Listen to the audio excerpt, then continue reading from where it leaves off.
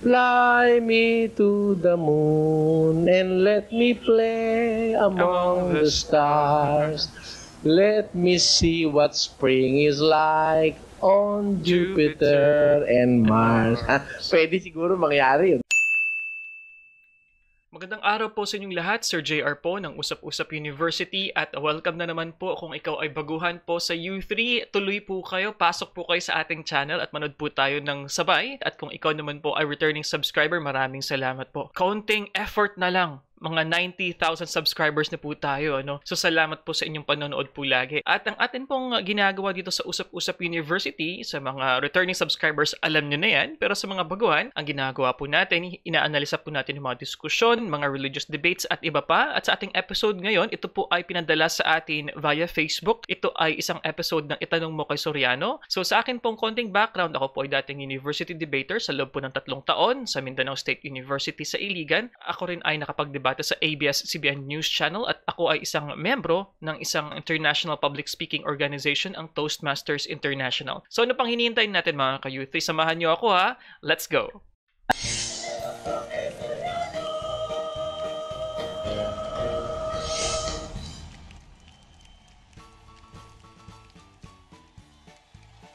Tatanong ko lang po yung kung ang isang tao ay nahatulan na siya ay ligtas, ano po ang magiging buhay niya sa piling ng Diyos? Ganito rin po ba na nagkakaroon ng mga gawain? Makakain din po ba siya? Magugutom din po ba siya? Iinom? Ano po magiging piling niya sa buhay? Magiging buhay niya sa piling ng Diyos? Ang unang-unang sagot ko ron, yung kung kakain ba, iinom pa. Basahin natin yung Apokalipsis. Kaya't sila'y nasa harapan ng luklukan ng Diyos. Sila'y hindi na magugutom pa, ni mauuhaw pa man, ni hindi na sila tatamaan ng araw o ng anumang init. Ayun. Sabi, sa primary information na sinasabi sa Apokalipsis, yung buhay doon, hindi ka na magugutom. Hindi ka na mauuhaw. Wala na kasing tiyan doon eh. Dito, kailangan natin ng tiyan to sustain life, ano? Pero doon, ang magsusustain ng life, yung power ng Diyos, na hindi na kailangan kang kumain para magmabuhay ka. Kaya doon, wala nang tiyan eh. Aalisin yun eh. Basahin natin ha. Ang mga pagkain ay sa tiyan, at ang tiyan ay sa mga pagkain. Ngunit, kapwa iwawasak ng Diyos, yaon at ang mga ito. Yun. Yung aalisin na ng Diyos yun eh. Ano? Kasi doon, hindi ka na magugutom, hindi ka na mauuhaw, wala nang sakit, wala nang panambasa. At papahirin niya ang bawat luha sa kanilang mga mata. At hindi na magkakaroon ng kamatayan. Hindi na magkakaroon pa ng dalamhati o ng pananambitan man, o ng hirap pa man. Ang mga bagay ng una ay naparam na. At yaong nakaluklok sa luklukan ay nagsabi, narito, ginagawa kong bago ang lahat ng mga bagay. Ang mga salitang ito, at sinabi niya, isulat mo, sapagkat ang mga salitang ito ay tapat at tunay. Ayun. Napansin ko lang po yung paraan ni Brother Eli ng kanyang tinatawag namin sa English na retentive memory. Yung abilidad na ma-remember yung mga bagay-bagay, mga konsepto at mga abstract pa na mga ideya. I think ang style talaga ni Brother Eli sa pag-remember is keywords. Kung napansin niyo po kanina, and of course you know that very well, sometimes kapag binabasa po yung sitas, nililid ni Brother Eli, the top what?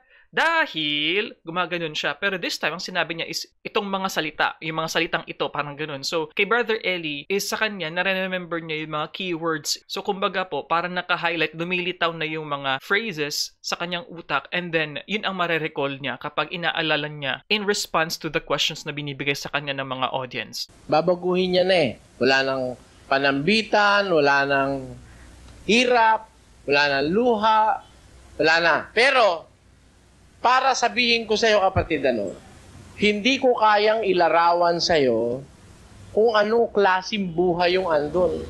Meron lang tayong kaunting kaalaman. Hindi ka na magugutom, hindi ka na mawa, hindi ka na tatamaan ng init, hindi ka na papawisan, Pero sa buo kabuuan niya, hindi ko pwede ipaliwanag. Hindi ko alam. Alam mo kung bakit? Oh, very rare na sa isang episode ng Itanong Mo Kay Soriano, ang sabi ni Brother Eli, hindi niya alam totally. Okay. Anyway, before that, mga ka-youth, gusto ko lang din pong i-mention dito yung mga phrases lang na I liked on how it was written sa Biblia, sa ang dating Biblia. Sinasabi daw po kasi dito, iwawasak ng Diyos yung tiyan. I like the word wasak. So it gives me the feeling na it will be destroyed. Ito ay sisirain. Hindi lamang tatanggalin, kundi sisirain, wawasakin ng Diyos. Very interesting phrasing na ginamit dyan sa Biblia na yan. And also, what I like about this so far is wala daw ng gutom, wala ng uhaw, hindi na maiinitan, wala ng init, at saka wala ng kamatayan at hirap. Very interesting state kung saan man tayo if we are successful in going to heaven.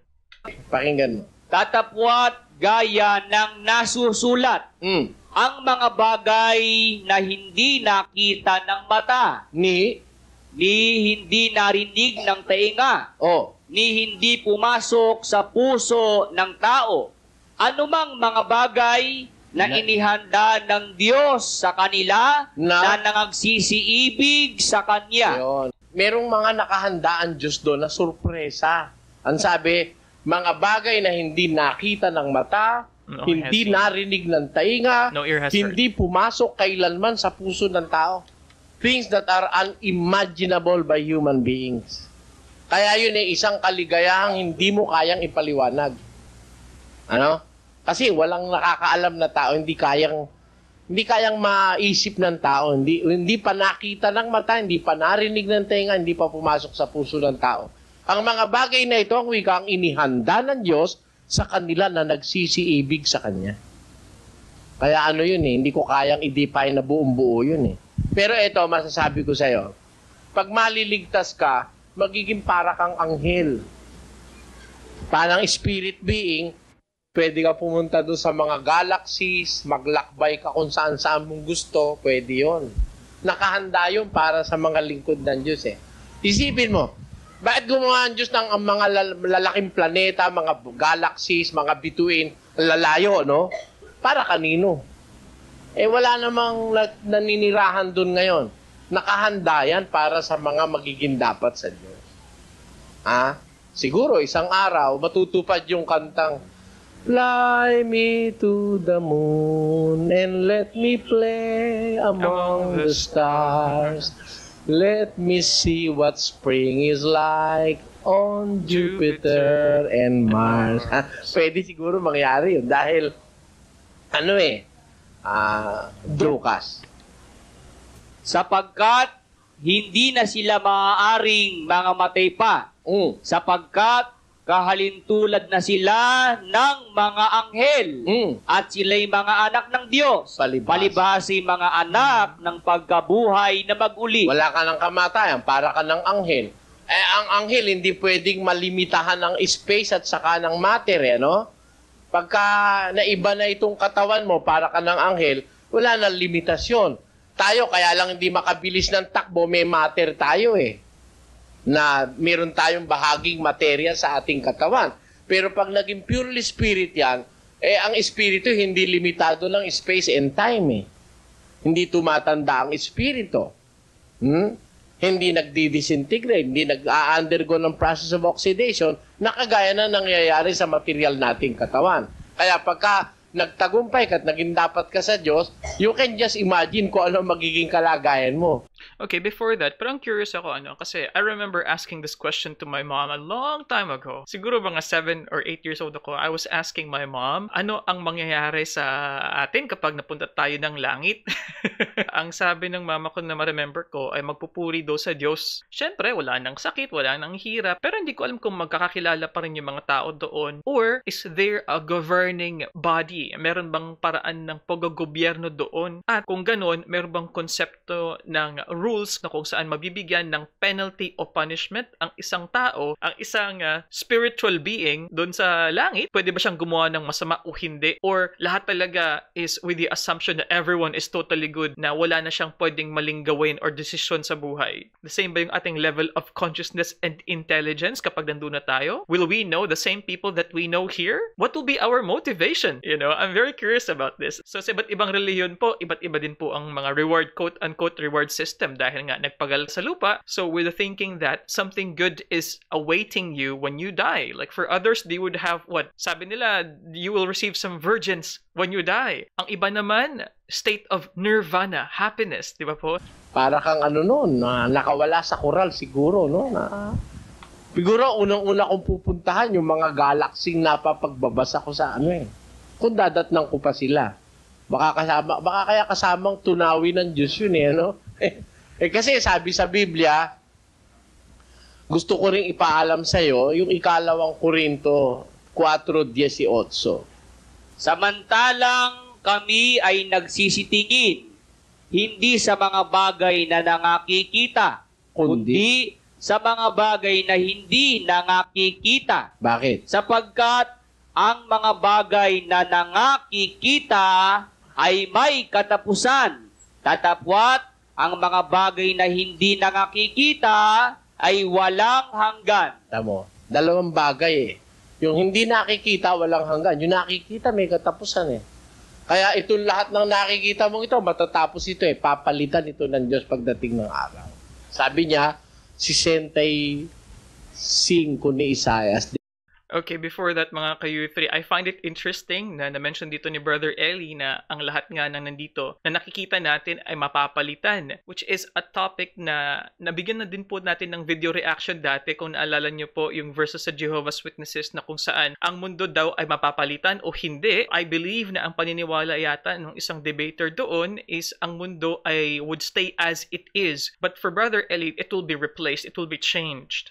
17. Sapagkat narito, ako'y lumilikha ng mga bagong langit at ng bagong lupa at ang mga dating bagay ay hindi maaalaala o mapapasa-isip man. Gagawa siya ng mga bagong langit at isang bagong lupa. Kaya hindi mo ma-imagine yun.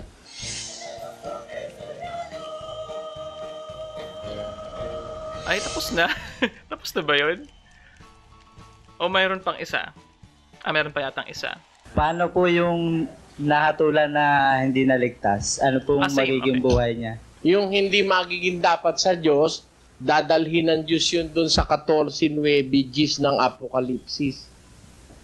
At ang ibang anghel, ang pangatlo ay sumunod sa kanila, na nagsasabi ng malakas na tinig kung ang sino man ay sumasamba sa hayop at sa kanyang larawan at tumatanggap ng tanda sa kanyang noo o sa kanyang kamay ay iinom din naman siya ng alak ng kagalitan ng Diyos at na nahahandang walang halo sa inuman ng kanyang kagalitan at siya'y pahihirapan ng apoy at asupre sa harapan ng mga banal na anghel at sa harapan ng kordero. At ang usok ng hirap nila ay napaiilang lang magpakailanman. Ayun. Parusa naman ang pupuntahan.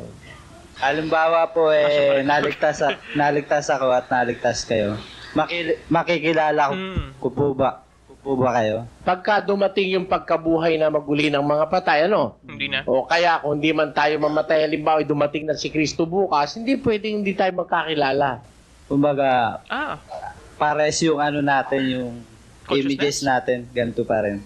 Oo, bago tayo, kasi babaguhin Ganito kasi kapatid, para maintindihan mo.